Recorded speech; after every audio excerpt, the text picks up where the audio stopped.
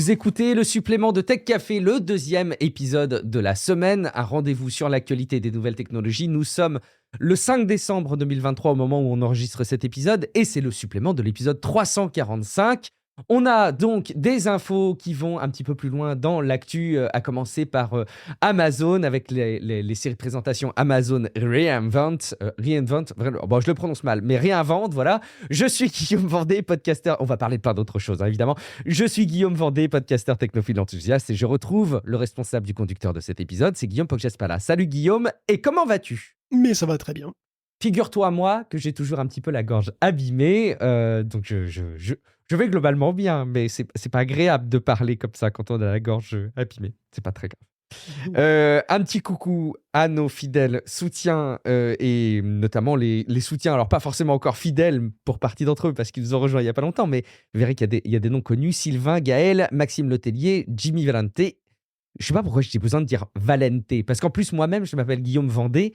Et parfois, tu vois, quand je suis dans l'administration, Guillaume, on me dit « Guillaume, vous vous appelez Monsieur Vendée ?» Non, bah non. Bon, bref, c'est pas grave. Et Romaric Brillant, qui donc nous soutenait pendant un moment. C'est des origines portugaises, non? Je sais pas. Strictement aucune, mais visiblement, peut-être les origines portugaises qu'on veut bien me prêter. Écoute, moi, je suis ouvert à tout. Hein. Après tout, va savoir d'où je viens profondément. Mais non, normalement, c'est juste de la Vendée. Nous sommes universalistes, voilà. nous, attends. Citoyen du monde de la technologie, voyons. Et puis donc Romaric Brillant, créateur de jeux, qui nous soutenait sur Patreon, qui nous soutenait moins ces derniers temps, mais qu'on a le plaisir de réaccueillir. C'est aussi une manière de nous soutenir, c'est de venir faire un petit tour de temps en temps, de nous soutenir pendant, 1 mois, 2 mois, et puis quand vous voyez que vous n'avez plus forcément les possibilités, vous pouvez suspendre, et puis vous revenez un petit peu plus tard, ou peut-être même que le contenu des épisodes ne vous convient plus forcément, ça ne vous empêche pas de revenir par la suite. En tout cas, à chaque fois que vous envisagez un soutien, c'est évidemment hyper appréciable pour nous. Guillaume, on ne va pas tarder plus que ça avant de se lancer dans les news de la semaine. Sans autre forme de procès, je le disais, c'est Amazon qui a pris la parole sur... j'ai presque envie de dire, mais je serais sarcastique, comme le veut la tradition chez Amazon, sur à peu près tout et n'importe quoi, mais quand même. Eh ben oui, c'est Reinvent, c'est vrai, c'était la semaine dernière. Bon, alors, c'est toujours une conférence orientée professionnelle, hein, où il y a été beaucoup de questions, d'ailleurs, sans trop de surprise, d'intelligence artificielle. Tiens donc. Et oui, et qui, quelque part, rejoint assez ce qu'on a vu chez Microsoft Ignite, n'est-ce pas, avec des IA génératives un peu partout. Il y a eu pas mal de réponses comme ça. Il y avait des assistants pour les professionnels, des puces customisées pour AWS, qui rappellent d'ailleurs aussi ce qu'il faut montrer Microsoft avec les Cobalt et les Maya chez Azure. Il y a eu plein de choses, il y a eu comment vendre des trenchcoats génératifs à des gens qui font des trajets à New York. J'ai fait référence à une démo comme ça, où effectivement il y a aussi des outils pour générer des produits que les gens pourraient acheter, etc. Bon, enfin voilà. Il n'y avait pas vraiment de trucs qu'on puisse tester vraiment nous en tant que grand public, sauf peut-être les lunettes connectées EcoFrame, qui est un petit peu la version des Ray-Ban de Meta, hein, tout simplement. C'est des montures de lunettes connectées, pour être précis, puisqu'il y a des lunettes connectées d'ailleurs. Puisque vous pouvez les utiliser comme lunettes de soleil ou de vue, hein, vous pouvez mettre vos verres dessus. Donc c'est un Echo, mais dans une monture de lunettes relativement standard. Ça se voit pas trop, effectivement, pour le coup, ça devient des lunettes qui sont assez passe-partout. Elles peuvent diffuser du son, vous pouvez interagir avec Alexa avec elles, bien entendu. Et les nouvelles EcoFrame sont une amélioration incrémentale vraiment des anciennes. Et j'ai toujours autant de mal à avoir une utilité quelconque à ce truc-là. Oui, j'y arrive pas trop. Ouais. Parce que je veux dire, moi je suis myope, tu vois. Je suis myope, je peux pas me passer de mes lunettes. Donc, il faut bien recharger ces lunettes. C'est les appareils qu'il faut recharger, forcément. Il y a des batteries. Alors, quand est-ce que je les recharge? Quand je dors. Bon, ok, à la limite. Mais le problème, c'est qu'elles n'ont que 6 heures d'autonomie. Donc, je vais passer la majeure partie de ma journée avec des lunettes déchargées sur le nez. C'est débile. Si vous n'êtes pas myope, alors ça peut être des lunettes de soleil, ok, mais du coup, les lunettes de soleil, tu les gardes pas à l'intérieur pour travailler. Exact. Tu vois, c'est bizarre. Ou alors, c'est des lunettes anti-lumière bleue. Bon, ça commence à devenir un peu niche, mais bon, voilà. Si vous sortez, est-ce que tu vas mettre tes lunettes anti-lumière bleue dans la rue? Bon, dans tous les cas, je vois pas très bien l'usage de ce truc. Ça, j'ai toujours un petit peu de mal, mais bon. Amazon, en ouverture de la conférence, a aussi trouvé un autre usage, son mini media center FireCube. Et alors, c'est assez rigolo quand même, parce que le FireCube est un media player avec micro et haut-parleur intégrés, hein, et c'est connu pour Alexa aussi. Donc, c'est un media player. Hein. Normalement, tu mets sur ta télé, tu regardes Amazon Prime en 4K et t'es content. Bon. Et là, il a été repackagé. C'est exactement le même matos, sauf qu'il lance juste automatiquement un logiciel de bureau à distance dans le cloud, le logiciel pour le Amazon Workspace, le Amazon Workspace Client. Et donc le FireCube Même devient tout processeur, simplement... même ressources, c'est ça? Oui, c'est la même chose. C'est fou, C'est ça. juste que Ils ont on enlevé la l'utilise boîte, comme un client le léger. boîtier, hein. Voilà. Et donc, il fait que streamer un ordinateur distant, quoi, mais avec peut-être voilà, peut-être le seul client léger qui possède un aussi beau et aussi gros haut-parleur, hein, avec un micro aussi prévu de base pour Alexa. Voilà, bon, je sais, c'est pas tellement passionnant, c'est vrai que, bon, voilà, plus les EcoFrame, moi, je vois pas trop l'intérêt. Après, bon, effectivement, hein, peut-être que c'est juste des usages qui sont pas les miens. D'ailleurs, je fais mon coming out, et je fais aussi un monde honorable, voilà, tout ça. Ah. J'ai testé des écouteurs à conduction osseuse, des casques à conduction Oh! osseuse, Oh oh! et oui, eh ben oui, je le confirme, ben en fait c'est pas mal.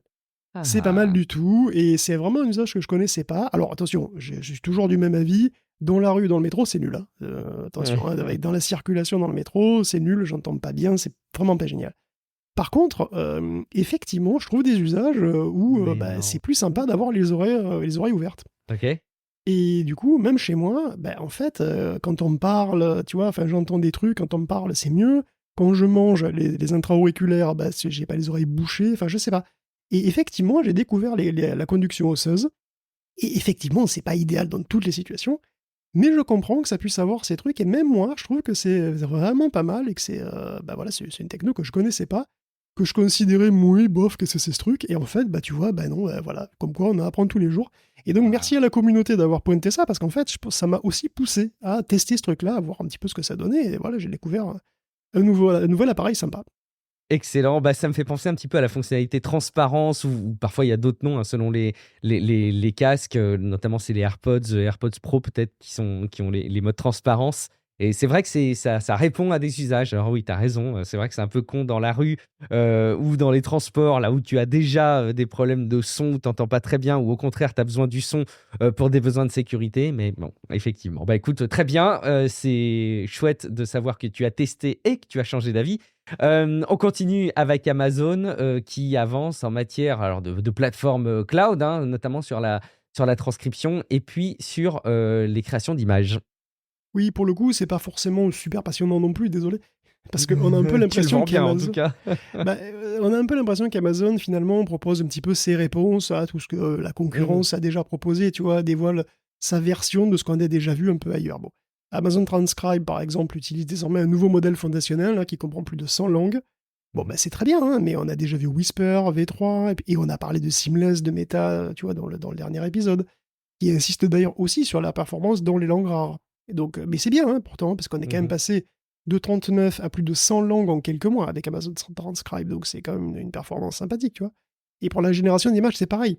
Son modèle, bah, il s'appelle le Titan, enfin Titan Image, alors Titan c'est plusieurs trucs, mais là c'est le modèle Titan qui fait des images, je place en face voilà, de DALL-E, de Midjourney. Et bon, voilà, c'est un secteur qui est très encombré maintenant. Il y a beaucoup de générateurs d'images qui atteignent des niveaux d'ailleurs de qualité qui sont assez sensationnels.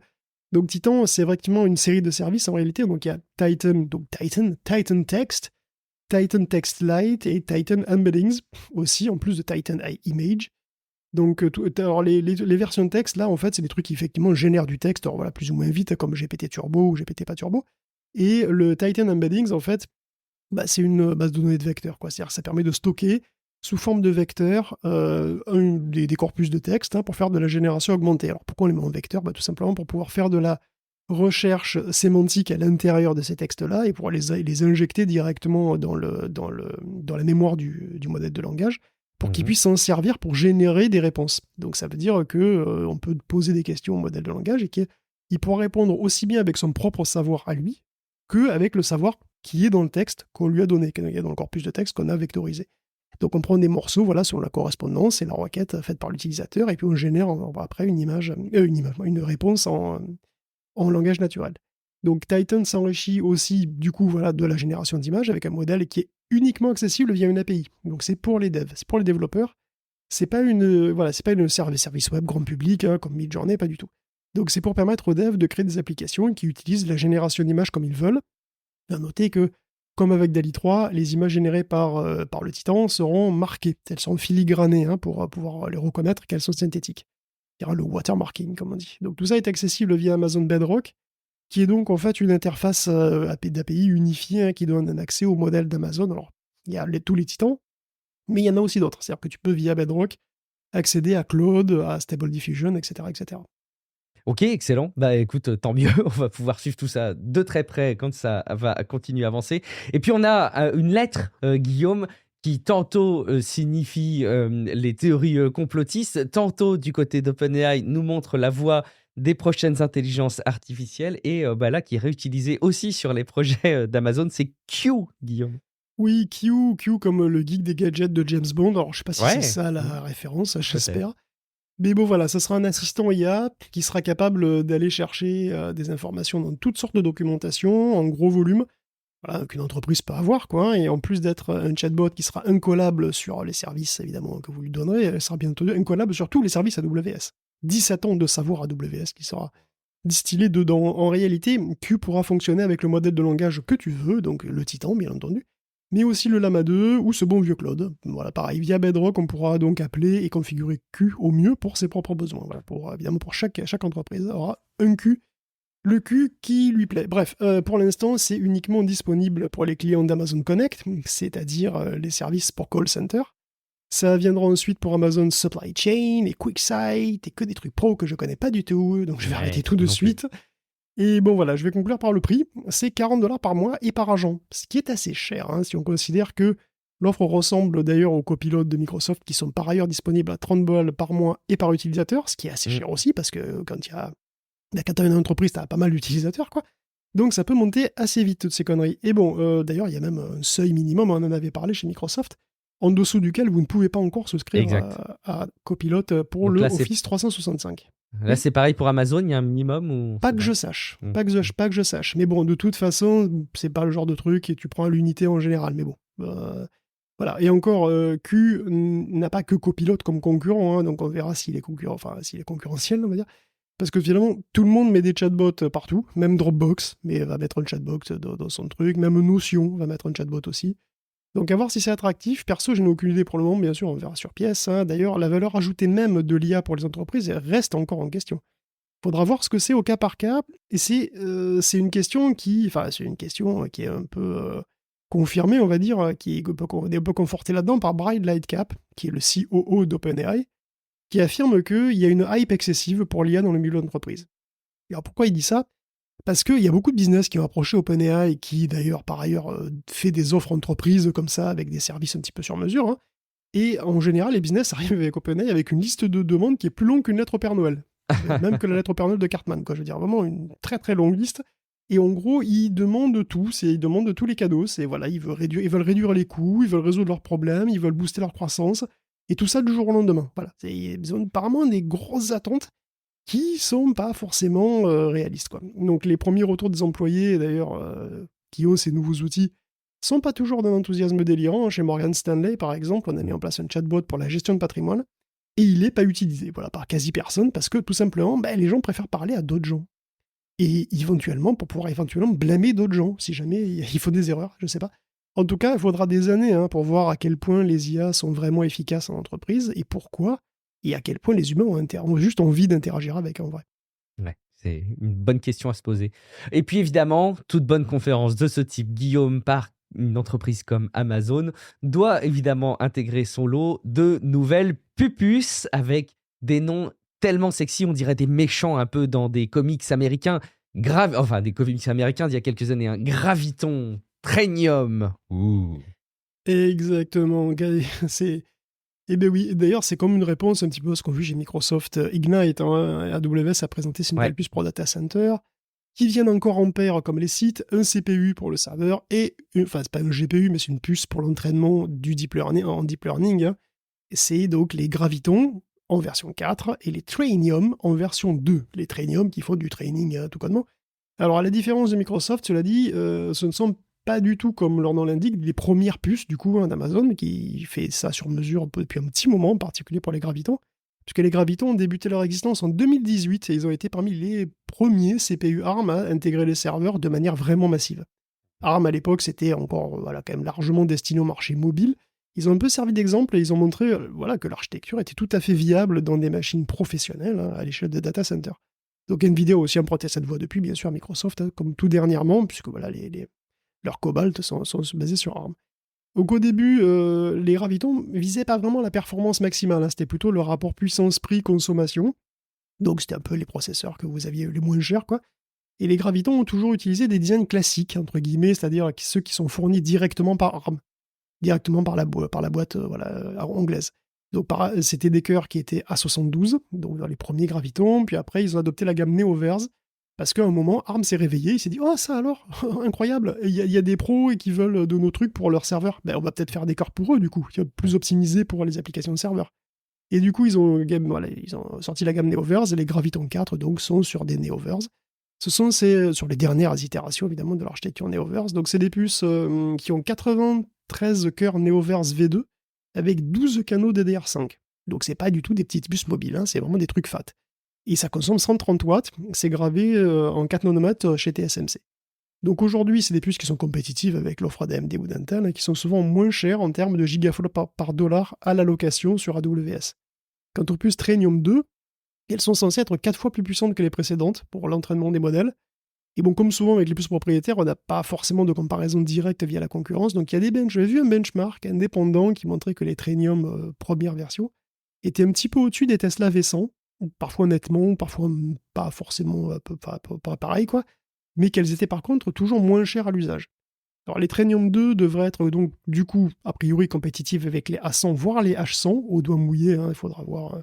Amazon cherche encore une fois pas à avoir forcément la palme de la puissance non plus, mais il cherche à proposer quelque chose de crédible, de pas trop cher, et surtout de proposer quelque chose. Parce que évidemment, tout le monde voudrait des H100, mais les H100 c'est très très cher, il y a une pénurie, ça coûte une blinde, et en plus il n'y en a pas pour tout le monde. Donc proposer quelque chose, déjà c'est bien. Or, Amazon va déployer un cluster de 100 000 Trainium 2, donc ça va avoir de quoi satisfaire pas mal de besoins.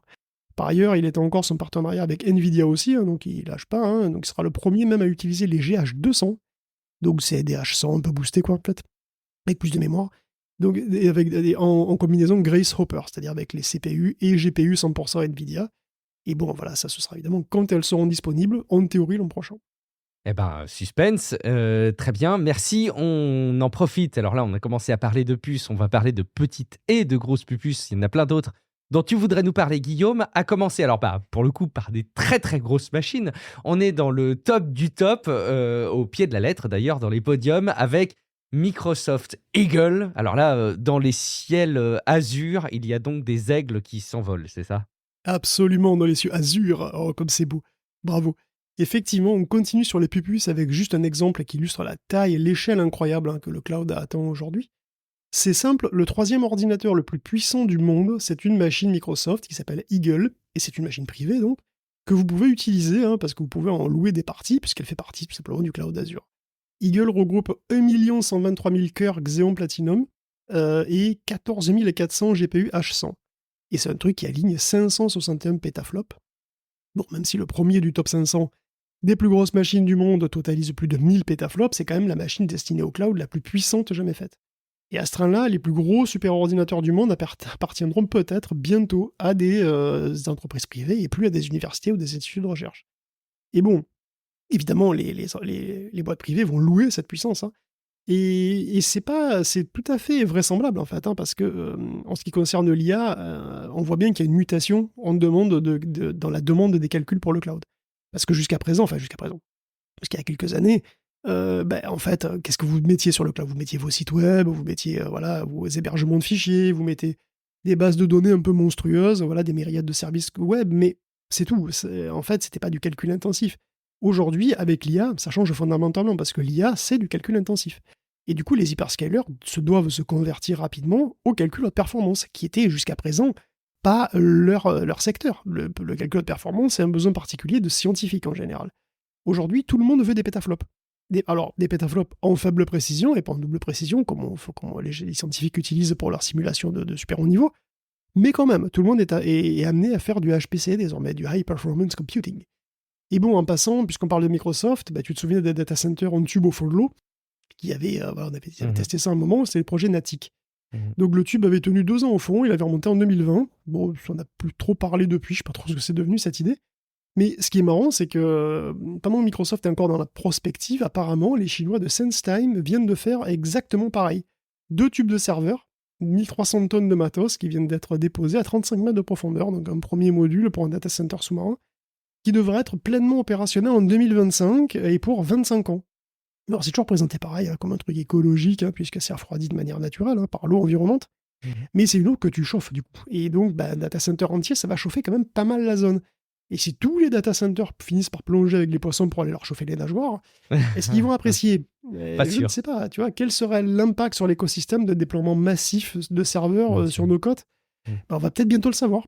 Ouais, mais on va peut-être se rendre compte qu'un écosystème n'a pas besoin d'être bouleversé. C'est fou, on devrait avoir appris depuis tout ce temps, mais bon, Non. on n'apprend pas vite. On parle du rachat de VMware par Broadcom, un des rachats dans le monde de la tech parmi les plus gros si on compte les montants et évidemment des premiers effets de bord, Guillaume.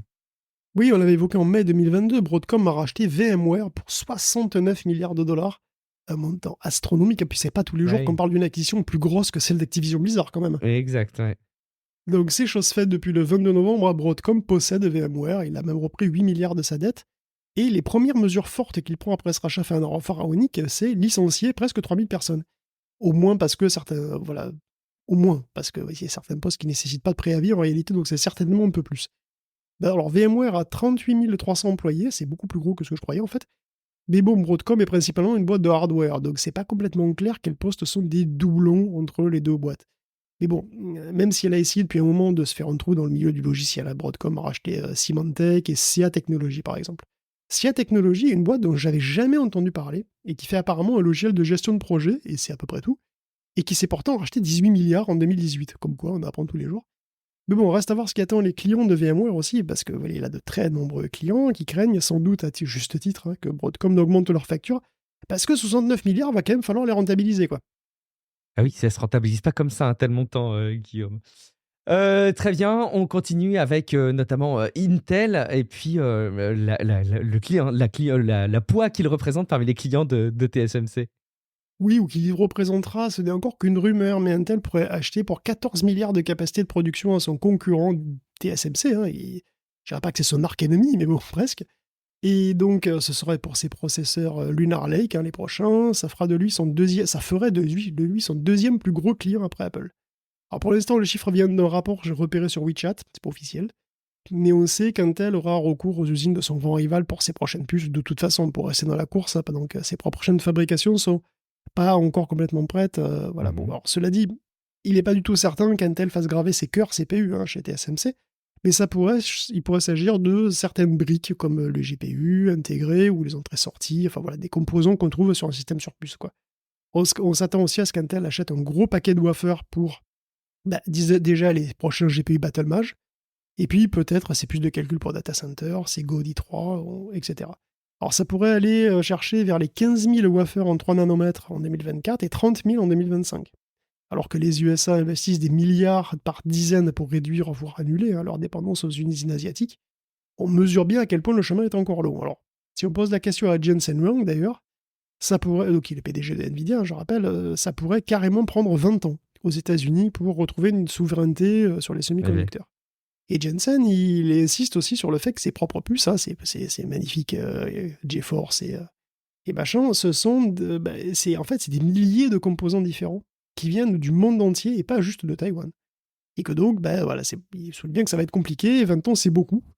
C'est même 2 fois plus que ce qu'espéraient les pouvoirs publics en réalité. L'Institut national des standards estimait il y a peu que d'ici une décennie, les US pourraient fabriquer et packager les puces les plus sophistiquées du monde. Bon, peut-être pas finalement. Le boss de Nvidia douche un peu les espoirs en attendant la guerre économique avec la Chine complique encore tout. Et puis il doit trouver des moyens de vendre ses puces aux Chinois d'ailleurs, des Nvidia, malgré les taux qui se resserrent. Parce que bon, Nvidia marche sur l'eau en ce moment, sa valuation boursière est passée brièvement au-dessus des 200 milliards. Son action est au plus haut, tout comme son chiffre d'affaires, mais bon, être au top, c'est pas facile. Et puis le rester au top, c'est encore moins facile. Tu m'étonnes. Et Jensen, il commence à prudemment prévenir les investisseurs que les rentrées vont sans doute baisser un petit peu au trimestre prochain à cause de l'embargo chinois. Ouais, Wall Street, il va pas aimer ça. Qu'est-ce que tu veux, Il a des problèmes, le pauvre Jensen. Il n'a pas des problèmes de riches, le pauvre Jensen. Il a des problèmes de très, très, très riches. C'est exactement ça.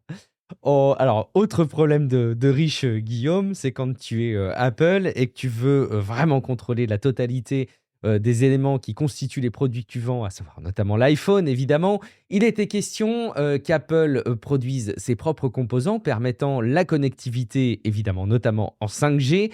Alors, ils avaient même d'ailleurs, je crois, recruté pas mal de monde de la division. Ils avaient même racheté la division d'Intel qui, justement, faisait des modems, si je dis pas de bêtises, ça date d'il y a quelques années. En tout cas, ils sont encore en étroite collaboration avec Qualcomm, dans l'hypothèse, évidemment, de produire donc leur propre modem. Pas gagné, Guillaume. C'est une petite news étonnante, mais c'est encore une rumeur. Donc là, on est un petit Hmm. peu dans la phase de rumeur, enfin dans la section rumeur. Selon MacRumors, bah oui, c'est de rumeur, Apple est en train de jeter l'éponge pour la fabrication de son propre modem C'est 5G. Alors, étonnant, c'est des ça. sources au Japon et en Chine qui affirment qu'Apple serait en train de liquider les ressources attribuées à ce projet de longue haleine. Hein. Pourtant, ils travaillent là-dessus depuis 4 ou 5 ans minimum. Et quand on dit liquider, on parle du matos et des employés qui travaillent dessus. Enfin, on les Oui. liquide pas comme la mafia colombienne, hein, Ah, on les les recase. pauvres. Hein, voilà. Voilà, donc en tout cas, on espère. Bon, c'est assez rare hein, qu'Apple se retrouve vraiment face à un échec. Hein, lui qui a de vastes ressources qu'on imagine même quasi illimitées, c'est toujours étonnant. Si c'est vrai, ça le serait d'autant plus qu'Apple construit quand même des CPU, des GPU parmi les meilleurs du monde. Alors faire des modems, ça paraissait pas a priori si compliqué. Bon, peut-être que c'est relié à la multitude de standards qu'il faut pouvoir comprendre, avec lesquels il faut pouvoir être compatible à travers le monde. En tout cas, c'est un coup dur pour son intégration verticale et c'est pas demain du coup qu'il va pouvoir se débarrasser de Qualcomm.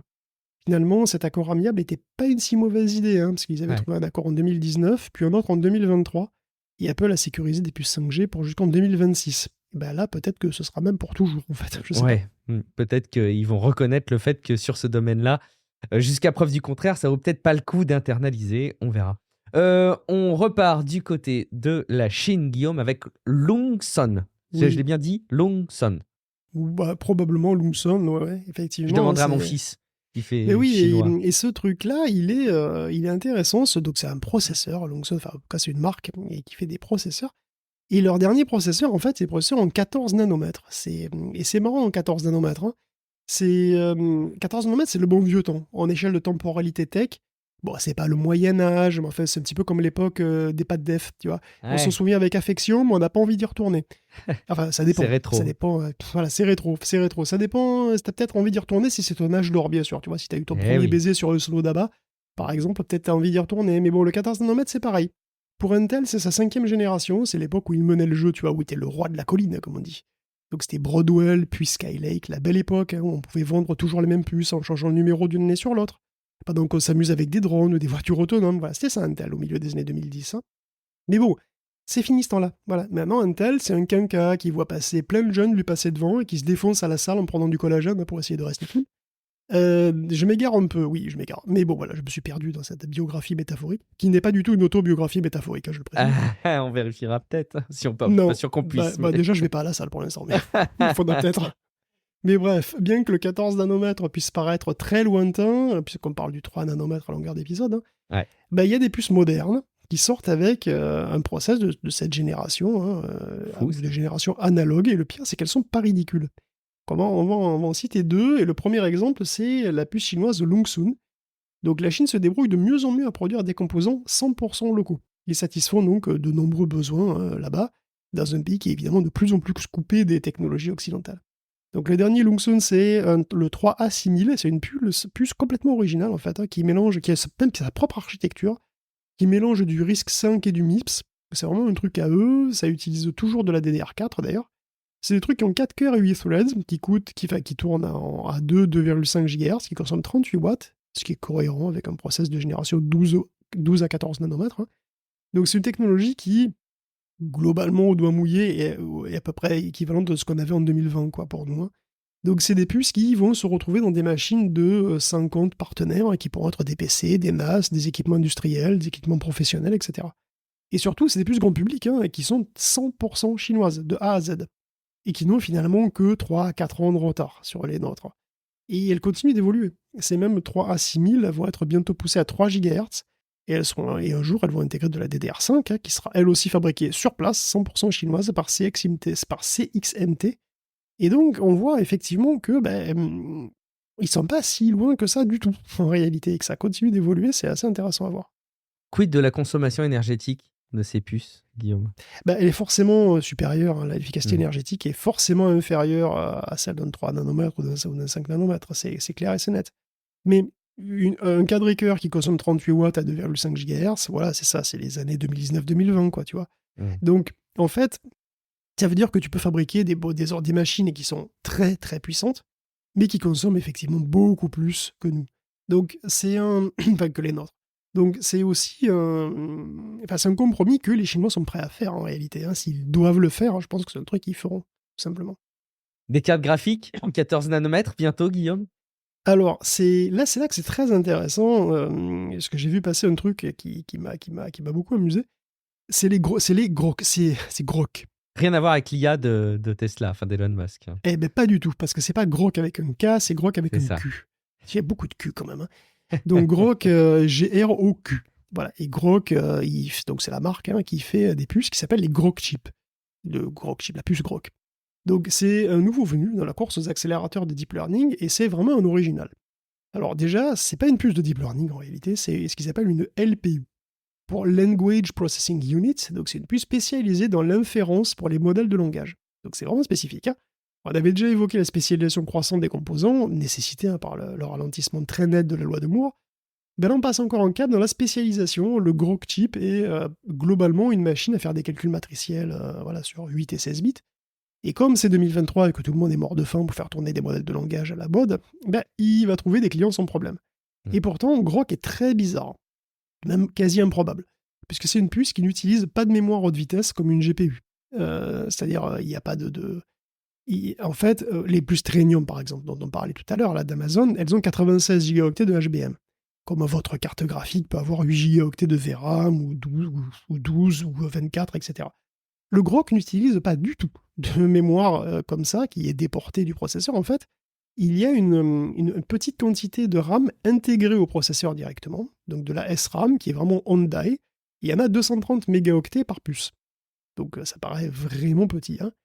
Et donc, c'est sur le contenu de cette SRAM, qui est directement dans le processeur, qu'on peut faire des calculs à haute vitesse avec une énorme bande passante, évidemment, puisque c'est directement sur la puce. Et comme elle n'est pas énorme non plus, cette puce, bah, finalement, ça fait pas beaucoup. Voilà, enfin, on se contente d'une finesse de gravure de 14 nanomètres. Donc les gens chez Grok, ils ont utilisé un process qui est vraiment ancien en réalité maintenant, pour faire leur puce avec un petit peu de SRAM dessus. Bon.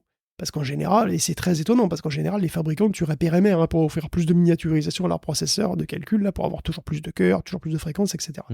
Grok, ben, en fait, il tourne à 900 MHz. Et il n'a pas de mémoire de GDDR6, que dalle, non, pas du tout. Donc, c'est fabriqué par GlobalFoundries, et c'est un nom qu'on avait aussi pas entendu depuis un petit moment. Alors, GlobalFoundries, c'était jadis les usines d'AMD. Puis AMD est passé faiblesse, et GlobalFoundries a essayé de rester dans la course à l'innovation un petit moment, là, puis bon, il n'est pas revenu. Aujourd'hui, 14 nanomètres, c'est sans doute son maximum, quoi, plus ou moins. Donc, il continue à graver des composants variés, hein, mais pour des segments qui sont pas le haut de gamme, voilà, ou la haute performance en général. Donc un processeur de calcul vendu en 2023 gravé par GlobalFoundries, c'est vraiment pas banal. Mais du coup, c'est infiniment moins cher, évidemment, parce que la fabrication coûte quasiment rien par rapport aux chaînes de 3 nanomètres surchargées de TSMC que tout le monde s'arrache, bah ça coûte rien. Vous allez chercher GlobalFoundries pour du 14 nano, bon. Et comme il n'y a pas de HBM, il n'y a pas de RAM dessus, du coup, t'as pas à payer la RAM, il n'y a pas de souci de packaging, rien, donc c'est encore moins cher. Ça coûte vraiment pas cher. Et c'est une puce qui est ultra simple. Il n'y a pas de logique de contrôle, pas de cache, tout est déterministe du coup. Il y a juste de la SRAM et du calcul vectoriel. Il n'y a rien qui dépasse. Il y a une unité pour le réseau, pour la connectivité entre les puces. Parce qu'en fait, la SRAM est partageable au niveau du cluster entier. Parce que l'idée de Grok, c'est d'aligner les Grok chips, jusqu'à ce qu'il y en ait suffisamment, en gros, pour que tu puisses caser ton LLM favori dedans. Donc les Grok sont sur des cartes, comme des cartes des cartes PCI, hein, tout simplement, qui sont censés se regrouper par 8 sur un serveur, comme ça. Alors, chaque serveur a un GPU, enfin un CPU normal, je veux dire un processeur normal avec de la RAM standard pour contenir le modèle et voilà, et bon, orchestrer un petit peu ces Grok chips. Donc ça forme un nœud, et ce nœud, et ces nœuds, ils vont se regrouper en rack de 8 nœuds sur 64 puces, et ainsi de suite. Et après, tu peux aligner autant de racks que tu veux, et puis voilà, quand tu as assez de racks pour héberger ton gros lama, c'est assez simple en fait. Parce que les poids, ils restent en SRAM. Ils restent à l'intérieur des puces à chaque fois. Et chaque petit morceau de modèle reste à l'intérieur des puces. Et ils ne bougent pas. Chaque token généré appelle tous les chips partout. ils sont précisément synchronisés au cycle près sur tout le cluster. Et en fait, ce qui est très rigolo, c'est que ce cluster, qui est donc constitué de plusieurs armoires, elles-mêmes constituées de plusieurs racks, qui sont eux-mêmes constitués de plusieurs cartes, tout cet ensemble-là, ce cluster, finalement, il fonctionne comme un énorme processeur monocœur. Et du point de vue des systèmes d'exploitation, toute la SRAM est partagée dans un même espace d'adressage. Et ça aussi, c'est original. Parce que là, en général, qu'est-ce que tu as ? En général, on fait du massivement multicœur. C'est ça qu'on fait depuis des années, on fait des massivement multicœurs. Donc ça veut dire que tu as plein de cœurs sur une puce. Là, tu as plein de puces pour faire un seul cœur. Et ce qui est très rigolo, c'est que en fait, c'est une manière de construire leurs ordinateurs qui nous ramène dans les années 60, voire dans les années 50. À l'époque, si vous avez écouté les trucs sur l'histoire, vous savez très bien, c'est un ordinateur, c'était une pièce entière, avec des armoires un peu de tous les côtés, et dans chaque armoire, tu voyais en gros les composants qui n'étaient pas du tout microscopiques, et ces composants constituaient ce qu'aujourd'hui on retrouve dans des circuits intégrés et des microprocesseurs. Donc en fait, des microprocesseurs, le microprocesseur, il prenait globalement le mur, et puis l'autre mur, c'était la RAM, et puis l'autre mur, c'était les gestions des périphériques et tout ça. Donc en fait, on avait une machine qui était en plusieurs composants finalement qu'on voyait.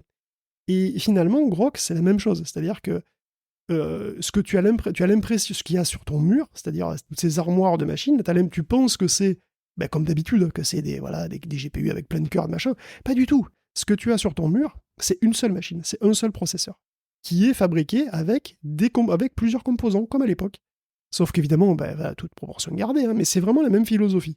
Cette philosophie de faire un processeur macroscopique, énorme en réalité, elle est très originale et elle fonctionne en fait pas si mal que ça. Parce que si tu prends un cluster de 576 puces Groq, tu peux le comparer à un cluster de 8 H100 de NVIDIA, qui est le top du top, GPU standard pour le coup. Le système Groq, il est 10 fois plus rapide et il est 10 fois moins cher. Ce qui tout fait un rapport de qualité-prix de 100 fois quand même. C'est pas mal pour un truc gravé en mode rétro, en 14 nanomètres, comme à la grande époque. Et si on en croit le chiffre de 10 fois moins cher, ça placerait les 576 puces autour de 40 000 $. Ce qui veut dire qu'on est à moins de 100 $ la puce. Alors, et là encore, 100 $ pour une puce de data center, c'est pas banal. Mais parce qu'en fait, c'est pas vraiment une puce. C'est un morceau d'un énorme processeur macroscopique qui prend tout le mur. Enfin, un processeur qui prend tout le mur. Donc alors évidemment, on pourra dire, ouais mais attends, ce truc, ça doit consommer énormément de trucs, ça doit être une catastrophe en consommation électrique. Eh bien pas du tout. Parce que même avec un process aussi ancien, il n'en est rien. On passe de 10 à 30 joules par token avec des NVIDIA, avec des H100, à 1 à 3 joules par token sur du Groq.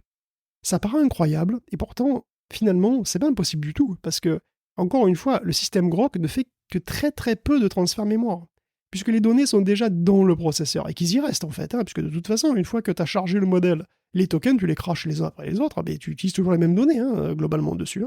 Donc ça veut dire que les allers-retours mémoire, il y en a très peu finalement. Évidemment, il faut mettre à jour le contexte de tout ça, mais globalement, il y a très peu d'allers-retours mémoire, alors que quand tu as de la HBM avec ton GPU, tu as ton GPU flambant neuf, tu as de la HBM autour, il faut qu'il y ait des allers-retours constants et très dispendieux entre la mémoire et les unités de calcul. Alors que là, les deux sont fusionnés. Et du coup, ça économise énormément, tout simplement, d'aller-retour, énormément d'énergie. Donc Groq, c'est une proposition qui est très particulière et très étonnante, qui utilise une technologie qu'on pourrait quasiment qualifier d'obsolète, et qui obtient des résultats qui sont remarquables puisqu'ils sont complètement compétitifs avec les meilleures puces actuelles. Par contre, c'est pour des applications très spécifiques. Et donc c'est un compromis qui est vraiment original. En plus, il y a même un autre compromis qui est très original, c'est que tu troques de l'argent contre de l'espace au sol. Parce qu'il faut bien se dire, évidemment, que quand tu as un cluster de Groq, ça prend beaucoup plus de place que juste un serveur NVIDIA. Parce que 8H100, ça tient sur un rack, ça tient sur un serveur normal, tu vois. Bon. Alors que, si tu veux, ton cluster des 576 puces, il te prend le mur, tu vois, et tu as plusieurs armoires. Donc ça prend beaucoup plus de place, mais ça te coûte beaucoup moins cher. Ce qui, en énergie et même à l'achat. Donc c'est assez étonnant. Alors évidemment, on peut se dire que ça va s'arranger dans un futur proche, et c'est le cas. Ça va s'arranger de manière très très importante dans le futur, puisque Groq a passé un accord avec Samsung, et donc ils vont passer sans transition du 14 au 4 nanomètres. Donc ça va faire un petit choc. Et donc, du coup, le nombre de puces requises pour faire le même boulot pourrait être divisé par 3,5, voire 5. Ouais, Et une donc, blague. l'efficacité énergétique du truc va aller avec. Donc, c'est quand même vraiment pas mal. Et pour conclure sur les points forts de Grok, ben, il y a la disponibilité, encore une fois. Parce que déjà, ils proposent quelque chose. Parce que voilà, ils n'ont pas besoin de passer par TSMC. Donc, les problèmes de packaging de TSMC, ils s'en foutent. Il n'y a pas de HBM. Donc, Grok est capable de déployer 1 million de puces dans les 24 prochains mois. Et vu comme ça va être tendu pour trouver du Nvidia ou de l'AMD dans les 24 prochains mois, ben oui, les Grok pourraient se vendre, même si c'est des composants qui sont très particuliers, qui peuvent pas être utilisés pour entraîner les modèles, par exemple, je pense pas, ou pour fine-tuner les modèles, ça me paraît très compliqué. C'est juste pour l'inférence, mais quand même. Donc voilà, c'est assez intéressant. Écoute, voilà, parfois vous n'êtes pas le meilleur, vous êtes juste le seul. Ah, c'est beau, excellent. Eh ben, écoute, merci beaucoup Guillaume pour cet éclairage que vous n'entendrez pas, j'en suis sûr, dans d'autres médias de sitôt avec Grok. J'ai presque envie de dire que parfois c'est dans les vieilles soupes non, dans les vieilles marmites qu'on fait les meilleures soupes, mais je sais pas si ça s'applique bien finalement à cette histoire. Guillaume, je te propose qu'on mette de côté nos histoires de puces et qu'on s'intéresse au texte de loi, monsieur, au rapport des juges, les décisions ou les problèmes qu'ils vont avoir à arbitrer, avec un sujet qu'on avait vu se dessiner. Alors moi, je pensais que c'était un sujet qui avait été réglé et tu nous le déterres comme ça en nous apprenant qu'en fait, non, pas du tout, loin de là. C'est l'acquisition de Figma, qui est un service de conception visuelle en ligne par navigateur, qui avait été racheté par Adobe. Évidemment, je pense qu'ils y voyaient un concurrent de choix et qu'il fallait très vite les récupérer. Et pas de chance, ça n'a pas l'air de se passer si bien que ça, le rachat, Guillaume. Ben moi aussi, je l'avais un peu oublié, hein, je l'avoue. Complètement oublié, ce truc. Bah, d'ailleurs, je pensais que c'était fait en fait. Je pensais Bah que oui, l'acquisition moi de aussi. Figma par Adobe était conclue, puis voilà. Carrément. Il faut dire que ça fait plus d'1 an déjà, c'était en septembre 2022, et Adobe annonçait sa volonté de racheter Figma pour 20 milliards de dollars quand même, belle acquisition aussi. Et d'ailleurs déjà à l'époque, je me souviens qu'on s'était posé la question rhétorique, mais est-ce que ce serait pas un petit peu une concentration énorme sur le secteur des outils de design Oui, je me quand même, rappelle, tout ça ouais, c'est Hein vrai.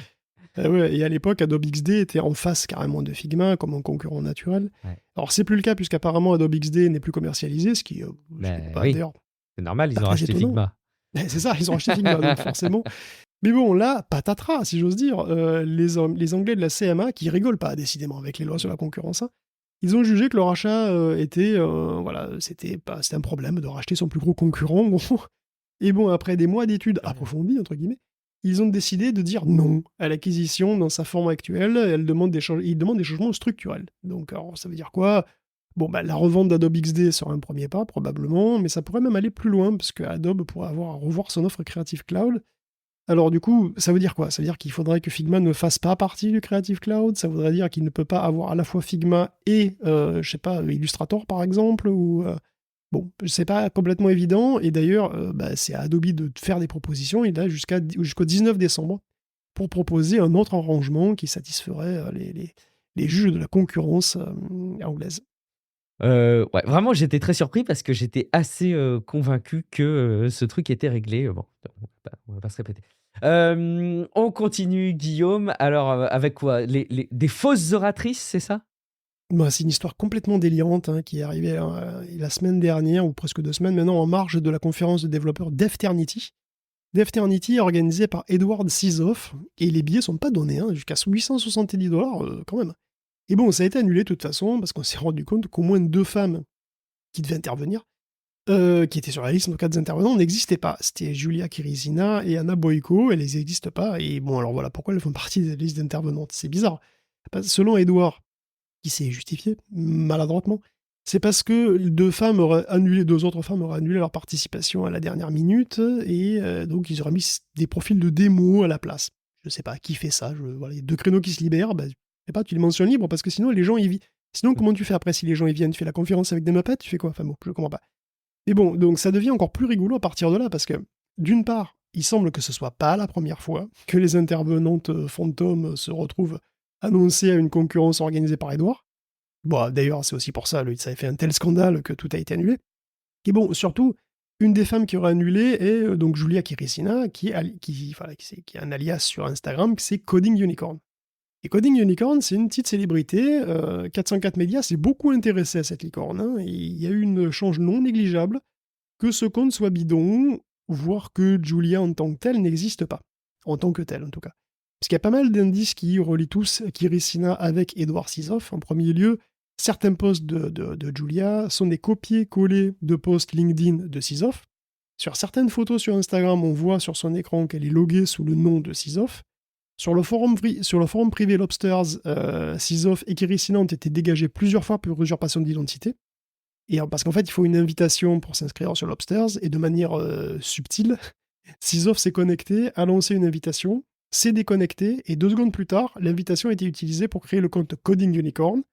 Tout ça de la même IP et du même navigateur. C'est très subtil, dis donc. Et oui, c'est subtil. Hein. Voilà, en tout cas, Lobsters a banni tous les comptes associés à tout le monde. Donc, à minima, Edward influence lourdement Julia et contrôle au moins un de ses comptes, et maintenant qu'on connaît sa propension à créer des femmes virtuelles, la possibilité qu'il se travestisse numériquement en Coding Unicorn sur Instagram devient de plus en plus crédible. Alors, il reste que les photos de Julia semblent réelles, hein, ça semble des vraies photos d'une vraie femme. Alors, qui est cette femme et quel est son lien avec Sizov? Vraiment, mystère. La place de Xi Jinping dans la génération de contenu est un peu remise en question côté Hugging Face, Guillaume. Hugging Face est attaqué aussi, mais pas en justice. Hein. Il est attaqué par, des fans inconditionnels de Winnie l'ourson. Puisque Hugging Face héberge plein de modèles et de datasets pour les pros, on le sait, et pour les particuliers aussi d'ailleurs. Mais il héberge aussi des démos. Il peut aussi héberger des instances de serveurs pour vous permettre d'exécuter les trucs, puis des démos de divers modèles qui s'exécutent donc directement là-bas. Et vous pouvez tester Stable Video Diffusion dessus. C'est gratuit, c'est très très très long, mais vous pouvez. Et bon, il peut aussi y avoir des modèles un petit peu limites pour faire des deepfakes, par exemple, de toutes sortes, y compris des modèles exprès pour faire chanter Xi Jinping ou Joe Biden. Et devinez quoi, ceux de Xi Jinping, ils sont plus sur Hugging Face, alors que ceux de Biden, ils y sont toujours.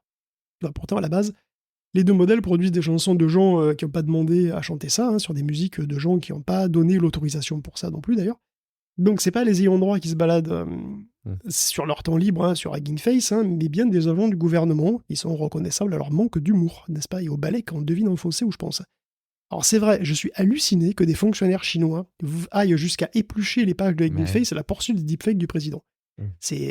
Alors que Hugging Face est officiellement bloqué en Chine. C'est ça le pire. Bon, je ne comprends pas. C'est récent, et c'est avant tout une mauvaise nouvelle pour les Chinois d'ailleurs, ce blocage de Hugging Face, parce que pourquoi ils font ça? Pourquoi ils se privent tout seuls d'une aussi grosse source de savoir? Je veux dire, j'espère que c'est pas juste pour les modèles de voix de Xi Jinping, parce que franchement, ce serait quand même pitoyable. En fait, l'hypothèse la plus crédible viendra d'une nouvelle loi locale qui demanderait aux compagnies d'enregistrer les modèles IA auprès du gouvernement. Encore un truc aberrant, puisque des modèles IA, ils sont produits des dizaines par jour. Je m'étonne. Donc, bon, pourquoi fabriquer artisanalement parfois, même, c'est les utilisateurs qui les font eux-mêmes. Bon, c'est incroyable. Alors évidemment, Hugging Face, lui, il n'enregistre rien du tout, et c'est peut-être pour ça qu'il s'est fait virer. Mais dans tous les cas, ça reste un mauvais calcul. On va parler un petit peu de Binance, qui s'est vu infliger une amende assez costaude, et évidemment, c'est le CEO qui a dû laisser sa place. Et puis, on a une anecdote croustillante du côté de Christine Lagarde. C'est la petite minute crypto, Guillaume. Et oui, c'est un comble, mais on a appris que le fils de Christine Lagarde avait tout perdu. Enfin, non, c'est pas vrai. On n'a pas dit qu'il avait perdu tout. Et en tout cas, il a perdu la plus grosse partie de ses investissements dans les crypto-monnaies. Avec une mère directrice de la BCE, donc la Banque Centrale Européenne, qui est ouvertement crypto-sceptique, c'est quand même très cocasse. Parce que maman avait raison. Et voilà, il faut écouter sa maman. Enfin, il faut écouter sa maman, puis après, tu fais ce que tu veux. Faut pas déconner non plus.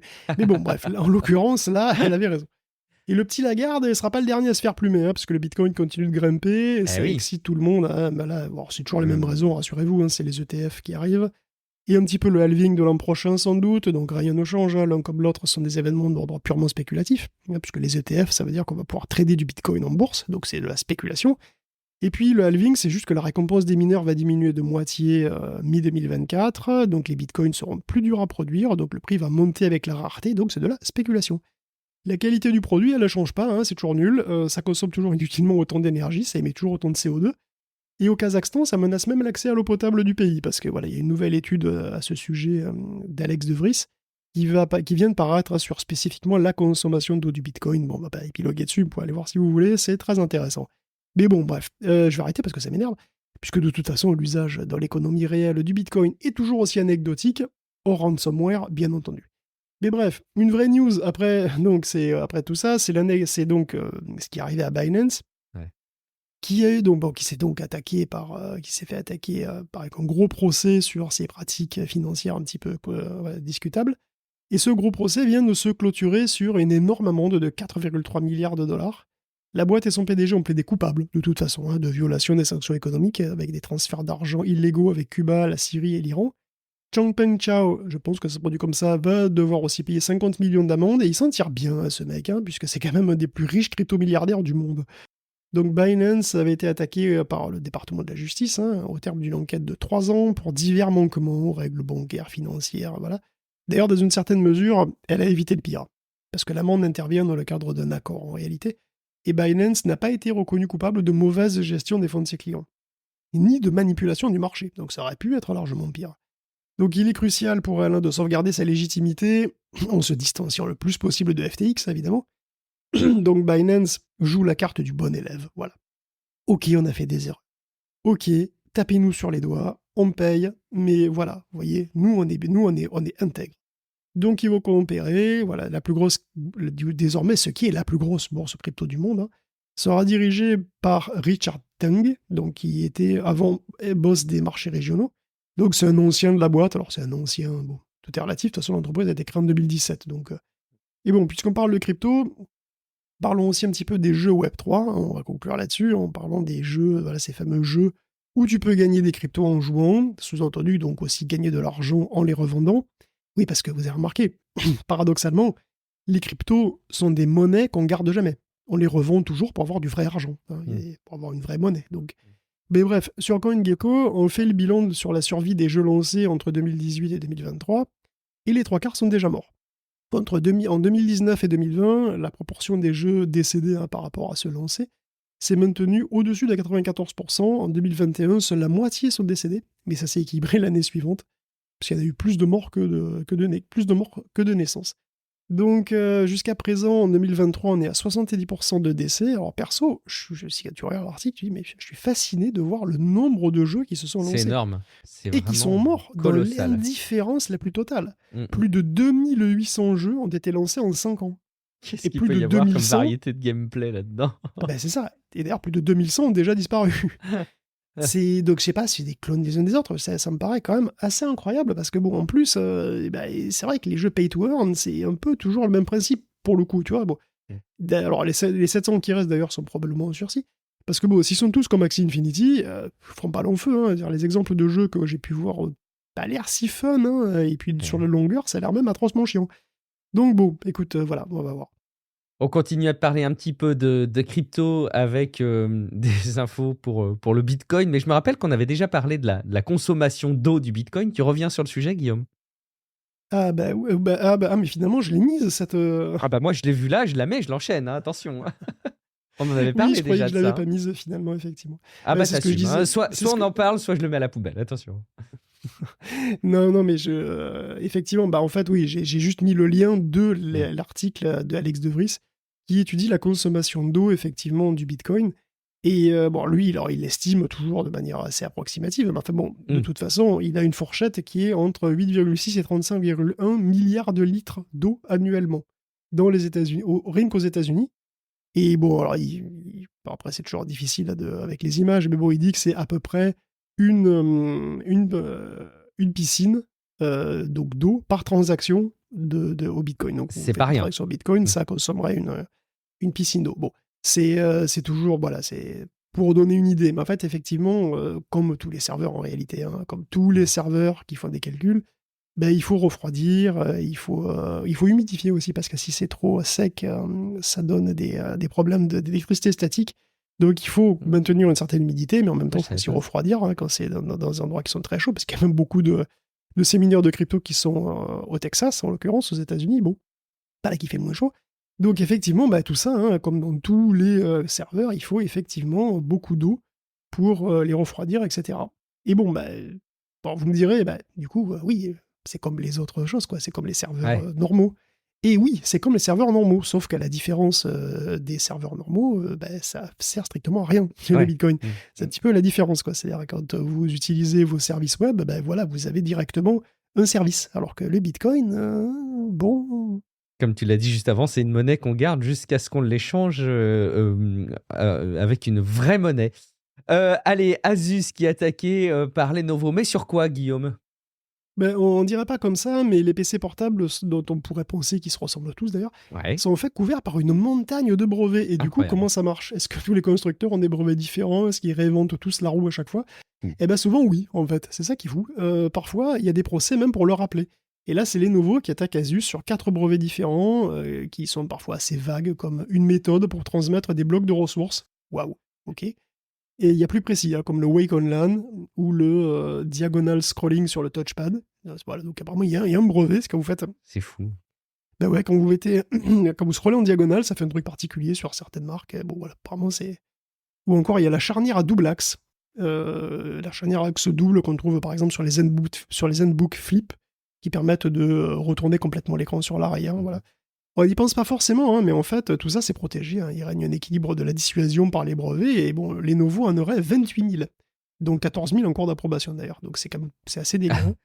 Et bon, Lenovo dit qu'il a offert à Asus un deal de licence croisée, et qu'ils sont en faveur d'accords justes dans le domaine. Néanmoins, ils veulent aussi affirmer leurs droits sur leur portefeuille de brevets plus activement, voilà, comme ils disent. Et voilà, cette action est donc dernier ressort, parce qu'ils ne peuvent vraiment pas faire autrement. Donc Asus, quand même, risque de se voir interdire le marché US, voilà, pour tous les Rien que produits qui ça. violeraient les brevets, hein, de Lenovo. Et c'est assez rare, hein, que deux gros fabricants de PC se tapent comme ça dessus frontalement, c'est assez rare. À tel Godzilla et King Kong qui se mettent sur la gueule. On va continuer à sortir les popcorn. On va terminer avec C'est une ça. histoire particulièrement rocambolesque, une histoire assez cocasse aussi, basée sur un mauvais partage sur Teams, Guillaume, qui a d'énormes conséquences. Ouais, c'est assez marrant, enfin bon, c'est marrant de loin, parce qu'en fait, c'est le Si, c'est français marrant, hein. Valeo. C'est le français Valeo qui attaque Nvidia en justice pour vol de code et de secrets industriels. Donc il y a un ex-employé qui s'appelle Mohamed Monirudzaman, qui est désormais ingénieur chez Nvidia, qui aurait fait la grosse bourde de diffuser son écran lors d'une conférence avec du code qui appartient à Valeo dessus. À la Donc boulette. Valeo et Nvidia travaillaient donc enfin, ils travaillent d'ailleurs toujours probablement sur un système de parking automatique, hein, voilà. Et c'est Nvidia qui a repris le flambeau côté logiciel, Valeo se chargeant donc du matos. Et c'est à ce moment que Monirudzaman, bref, s'est vu une belle carrière chez Nvidia, hein, puis s'est dit, puis voilà, moi je connais tout ça par cœur, donc il est parti en emportant 6 gigaoctets de sources et des dizaines de milliers de fichiers liés au projet. Et toutes ces infos volées lui auraient donc assuré une belle position chez Nvidia, Et il où les il a rangés travaillait. dans un dossier Valeo sur son ordinateur. Ah mais de toute façon, c'est quasi ça. De toute façon, Je il crois a que c'est été vraiment ça le condamné. nom du dossier Ah apparaît. ouais, ouais, non mais clairement. Secret volé Valeo. Non mais c'est quasi ça. C'est quasi ça, parce que l'employé a tout avoué, et la police Ouais. allemande a trouvé chez lui, lors d'une perquisition, toutes les données. Enfin, je veux dire, ça a été transparent, il n'y a eu aucun problème. Donc lui, il a été condamné à une amende, mais maintenant c'est Nvidia en réalité qui est attaqué par Valeo, parce que Valeo dit Ouais. que de toute façon, Nvidia a bénéficié de toute la R&D faite par Valeo là-dessus, et que donc ça lui a économisé des millions et des millions de dollars, tu vois. Donc du coup, ils veulent réparation là-dessus.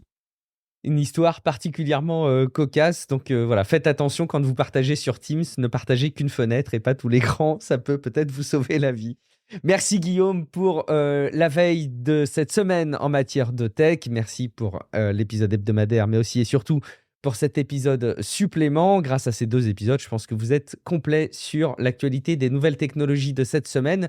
Si jamais vous trouvez que ça remplit son rôle de vous apporter de l'info qualifiée dans un ton divertissant que vous pouvez consommer durant les temps morts de votre journée, je vous invite à vous rendre sur patreon.com/techcafé et d'envisager bien évidemment de nous soutenir durant la période et à la hauteur de ce que vous trouverez juste. En attendant, vous pouvez nous retrouver sur techcafé.fr avec les articles qui accompagnent la parution de chacun des épisodes et avec les liens qui sont tous disponibles et cliquables dans les commentaires sur techcafé.fr et sur Discord, techcafé.fr/Discord, où vous pouvez discuter entre vous et avec nous. Je vous invite enfin à ne pas oublier de déposer un avis sur Apple Podcast, sur Podcast Addict, ce qui nous permet de valoriser le podcast à celles et à ceux qui découvriraient Tech Café. Et puis, bien entendu, vous le savez, on est à votre dispo à titre individuel pour échanger avec vous, recueillir vos doléances. Guillaume, où est-ce qu'on peut adresser nos remarques ? Ah ben moi là, je suis pas dispo parce que je suis en train d'essayer de trouver un PC chinois sous Longsun.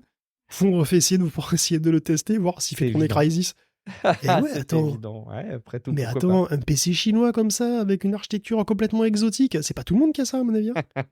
Tu nous feras un C'est épisode collector, ça. dédié à ton test, effectivement, sur cet appareil. C'est tout le mal qu'on te souhaite. Merci beaucoup, Guillaume. Je suis Guillaume Vendée. Vous me retrouvez sur guillaumevendée.fr sur les réseaux sociaux. Et bien entendu, dans quelques jours pour un prochain épisode de Tech Café. Ciao à toutes et à tous. Tu à tous.